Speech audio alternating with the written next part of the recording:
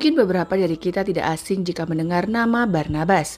Barnabas selalu dikaitkan dengan pemeluk agama Nasrani. Barnabas adalah salah satu murid atau pengikut dari Yesus yang juga merangkap sebagai pencatat perkataan dari Yesus atau Nabi Isa yang kemudian dibukukan dan diberi nama Injil Barnabas. Di dalam Injil Barnabas dinukil tentang perkataan Yesus bahwa akan datang seorang nabi terakhir yang menjadi penutup segala nabi dan rasul yang bernama Muhammad. Barnabas lahir di sebuah negeri yang bernama Siprus. Beliau lahir dengan nama Yusuf. Barnabas adalah orang Yahudi yang berasal dari suku Lewi. Beliau dikenal orang-orang sebagai sosok yang jujur. Nama Barnabas yang disematkan kepadanya memiliki arti sang penghibur. Ada pula yang mengartikannya sebagai putra nabi. Karena kata Barnabas kemungkinan berasal dari bahasa Aram. Barnabas menulis sebuah Injil yang memuat perkataan Yesus bernama Injil Barnabas. Injil Barnabas adalah sebuah Injil pseudepigrafi non-kronik dan dikaitkan dengan awal munculnya kekristenan. Injil ini telah diterjemahkan ke dalam berbagai bahasa seperti bahasa Itali,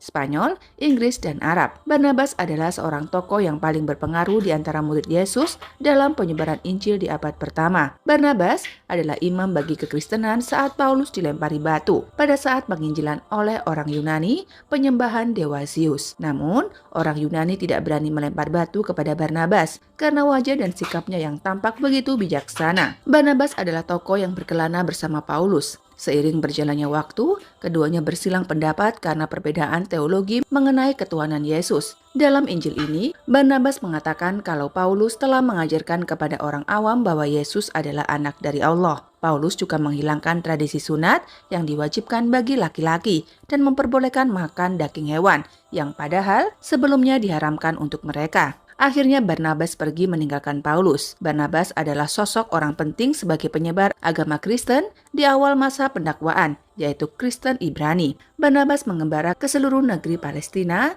demi menyampaikan Injil tulisannya kepada masyarakat. Injil Barnabas ditemukan di atas jenazahnya dalam suatu kuburan di Pulau Siprus pada tahun 478 Masehi. Injil Barnabas telah dikutuk oleh banyak gereja di barat, dekrit dari Paus Innocent I dan dekrit dari Clasius. Dekrit Clasius menyebut bahwa Injil Barnabas sebagai Injil yang dilarang. Injil Barnabas telah disembunyikan dari peredarannya oleh gereja barat selama berabad-abad. Hal itu karena isinya sangat bertentangan dengan ajaran Trinitas Kristen di barat. Tulisan di dalam Injil Barnabas dengan tegas melarang tentang ketuhanan Yesus sebagai anak Allah. Dan ada hal lain yang dituliskan di sana yang mungkin akan sangat sulit diterima oleh penganut agama Kristen. Di dalam bab 39 Barnabas, terpujilah namamu ya kudus, ya Allah Tuhan kita. Tiada Tuhan selain Allah dan Muhammad adalah utusannya. Masih di bab ke-39 yang mengisahkan tentang Nabi Adam yang berdialog dengan Tuhan. Apa arti kata-kata Muhammad utusan Allah? Apakah ada manusia sebelum aku?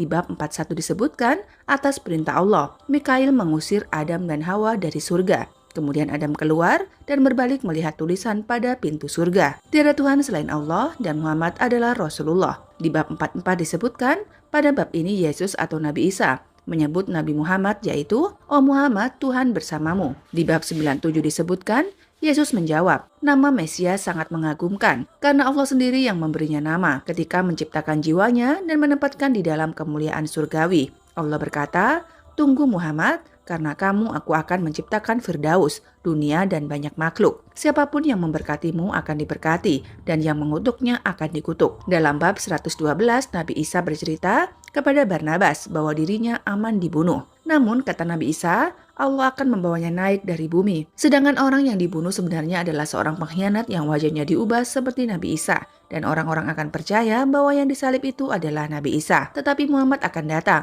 Rasulullah yang suci, kata Nabi Isa. Nama Nabi Muhammad juga disebutkan lagi pada bab 136, 163, dan 220. Setelah sempat hilang pada abad pertengahan, Injil Barnabas muncul kembali ke permukaan dalam sebuah perpustakaan Paus Sixtus kelima dan ditemukan oleh seorang pastor bernama Fra Melino. Injil Barnabas telah dipakai di gereja kekristenan awal sampai ke masa dekrit Gelasius. Setelah itu, Injil ini disembunyikannya bersama puluhan Injil yang lain yang sekarang terkenal dengan nama Injil Apokripa. Kebanyakan Injil ini berhasil dimusnahkan, sebagian lagi hanya diketahui namanya. Satu naskah Injil Barnabas ini berhasil lolos dari pemusnahan tersebut, dan naskah Injil itu dipegang oleh Pastor Fra Melino. Naskah ini diterjemahkan ke bahasa Arab oleh seorang Kristen terkemuka yang bernama Dr. Khalil Saada. Dia sangat berhati-hati dalam menerjemahkan Injil kuno ini.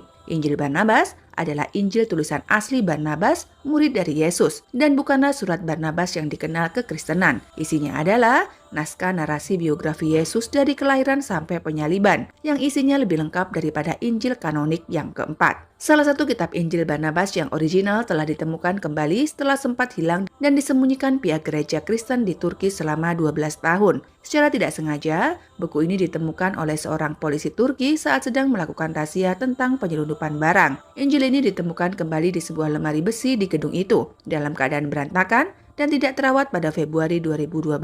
Pihak peneliti telah menghitung dengan karbon dan ditemukan Injil Barnabas ini telah berusia 1.500 tahun. Isinya mengajarkan tentang doktrin kekristenan yang berbeda dengan doktrin kekristenan karya keselamatan dan putra Allah yang diajarkan oleh Bible kanonik. Dalam Injil Barnabas ini diajarkan jika Yesus tidak sedang mengorbankan dirinya sendiri, karena menurut Barnabas, mengorbankan darah manusia adalah terlarang dan bukan bagian dari ajaran Yahudi yang diperbolehkan. Ajaran Yahudi hanya boleh mengorbankan hewan ternak yang khosir. Injil Barnabas adalah ancaman bagi paham kekristenan yang mengakui karya keselamatan dan putra Allah, sehingga Paus terdahulu telah melarang beredarnya kitab ini. Paus Innocent I sangat keras mengecam peredaran buku Injil Barnabas. Banyak dari mereka yang mengikuti pengajaran Injil Barnabas terbunuh dan bukunya dibakar dan rusak, karena mereka meyakini keimanan Kristen melalui pengajaran Injil Barnabas yang menolak bahwa Yesus wafat atau mengorbankan darahnya, yang sebelumnya telah diajarkan oleh Paulus. Barnabas menulis Injil ini setelah disuruh oleh Yesus dan agar murid Yesus yang lain bisa berpatokan dengan Injil tulisan Barnabas, karena Barnabas adalah salah satu murid Yesus yang paling cerdas dan sangat dekat dengan Yesus. Dalam Islam, murid Yesus ini dikenal dengan Hawariyun. Dan ingatlah ketika aku ilhamkan kepada pengikut-pengikut Isa yang setia, berikanlah kamu kepadaku dan kepadaku Rasulku. Mereka menjawab, kami telah beriman, dan saksikanlah wahai Rasul, bahwa sesungguhnya kami adalah orang yang patuh kepada seruanmu. Quran Surat Al-Maidah ayat 111. Injil Barnabas telah terbukti oleh para akademisi pada umumnya. Sarjana Kristen sebagai sebuah tulisan dianggap sebagai tulisan palsu. Dr. Abbas Mahmud Al-Aqad, seorang orientalis dari Mesir yang merasa sentimen terhadap Injil Barnabas, kemudian mengajak umat muslim sedunia untuk menjauhkan diri dari Injil Barnabas. Menurutnya, di dalam buku ini, Barnabas mengajarkan kepada umat Kristen awal abad 1 Masehi untuk tidak mempercayai doktrin karya keselamatan. Tentu doktrin ini bertentangan dengan Bible kanonik. Namun, beberapa kalangan akademisi lain mengatakan bahwa Injil ini mengandung tulisan apokrif yang lebih awal, barangkali Gnostik atau Ebionit atau di Tesaron. Dalam Injil tersebut dijelaskan bahwa Barnabas sendiri yang telah diperintahkan Yesus untuk menuliskan Injilnya. Isi dari Injil Barnabas memiliki alur cerita yang lebih lengkap daripada Injil 4 kanonik yang ada sekarang. Ketika otoritas Turki menemukan versi asli dari Injil ini, sempat ada permintaan dari Vatikan untuk mempelajari Injil Barnabas yang berbahasa Arab ini, namun ditolak berkali-kali oleh pemerintah Turki karena khawatir akan disembunyikannya oleh Vatikan, sebagaimana yang telah terjadi pada Injil Barnabas yang berbahasa Spanyol yang telah hilang dari peredarannya. Wallahu a'lam bishawab, semoga kisah ini bermanfaat. Sampai berjumpa di kisah-kisah seru yang penuh makna selanjutnya. Saya akhiri, wabillahi taufik wal hidayah. Wassalamualaikum warahmatullahi wabarakatuh.